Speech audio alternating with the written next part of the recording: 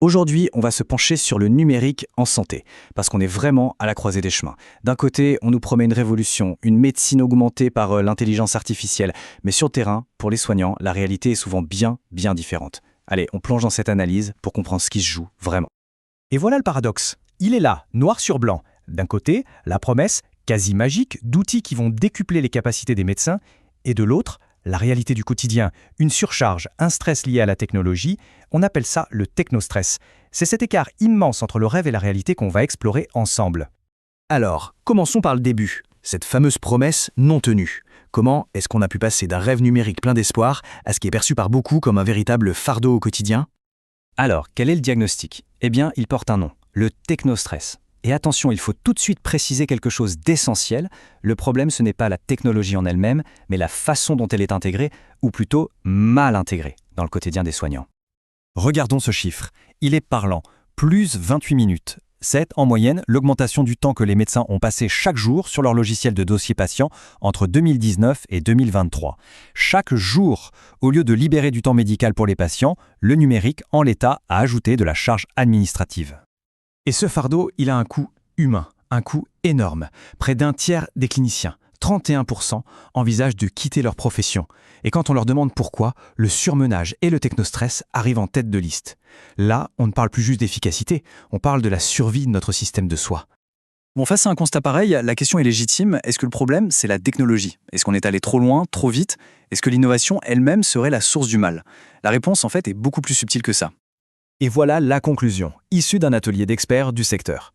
Et elle est sans appel. Ce n'est pas un problème de technologie, c'est un problème d'usage. La nuance est absolument capitale. Les outils sont là, mais on ne sait pas ou on ne peut pas s'en servir correctement. Ok, maintenant qu'on a posé le diagnostic, passons au remède. Et pour ça, il n'y a pas 36 solutions. Il faut écouter ce que les médecins, les vrais experts du terrain, veulent vraiment. Et quand on les écoute, la priorité numéro 1, l'irritant majeur, ce n'est pas un truc hyper complexe. Non.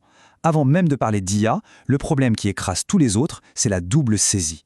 Le simple fait de devoir taper la même information dans 2, 3, parfois 4 logiciels différents. C'est ça le problème fondamental à régler. Un clinicien l'a résumé de façon parfaite avec cette phrase. Le numérique, c'est un allié quand il fait gagner du temps. Point. Mais ça devient une contrainte insupportable dès qu'il ajoute du travail. L'acceptation des outils numériques est totalement conditionnelle à ce gain de temps. C'est aussi simple que ça. Et donc, quand on parle d'intelligence artificielle, les attentes sont en fait très concrètes, très terre à terre. Personne ne rêve d'une IA qui pose des diagnostics toute seule. Non, ce que les médecins veulent, c'est une aide pragmatique, pour l'administratif, pour synthétiser des centaines de documents, pour dicter et structurer des comptes rendus. Bref, des gains d'efficacité immédiats. Cette idée, elle est brillamment résumée ici. On n'attend pas une IA qui décide, mais une IA qui prépare. Le rôle de l'IA n'est pas de remplacer le jugement du médecin, mais d'être un assistant surpuissant qui trie, organise et prépare l'information pour l'aider, lui, à prendre la meilleure décision. Alors, quelle est la prescription pour sortir de cette impasse? Comment réparer ce système qui craque de partout? Eh bien, la solution se dessine autour de 3 piliers, 3 principes fondamentaux. Les voici, ces 3 piliers. D'abord, une interopérabilité qui devient invisible. Ensuite, une IA pensée comme un super assistant, toujours sous contrôle. Et enfin, un cercle vertueux où c'est l'usage qui nourrit l'IA et pas l'inverse. Voyons ça en détail. Premier pilier, l'interopérabilité invisible. L'idée est simple, presque poétique. Les meilleurs systèmes sont ceux qu'on ne remarque même pas. L'information doit juste circuler, de manière fluide et automatique, entre tous les logiciels, sans que l'utilisateur ait à faire quoi que ce soit. Fini les clics inutiles, fini la double saisie, fini la charge mentale. Deuxième pilier, le rôle de l'IA. Il faut la voir comme un super assistant, un partenaire discret en coulisses qui synthétise, qui structure, qui vérifie l'info, mais qui laisse toujours, et c'est non négociable, le contrôle et le jugement final aux professionnels de santé. Et enfin, le troisième pilier, le fameux cercle vertueux. C'est une logique implacable. Tout part d'outils simples et agréables à utiliser. S'ils sont simples, alors leur usage devient massif. Cet usage massif génère ensuite des données de très haute qualité. Et ce sont ces données de qualité qui permettent seulement à la fin de développer une IA qui soit vraiment pertinente.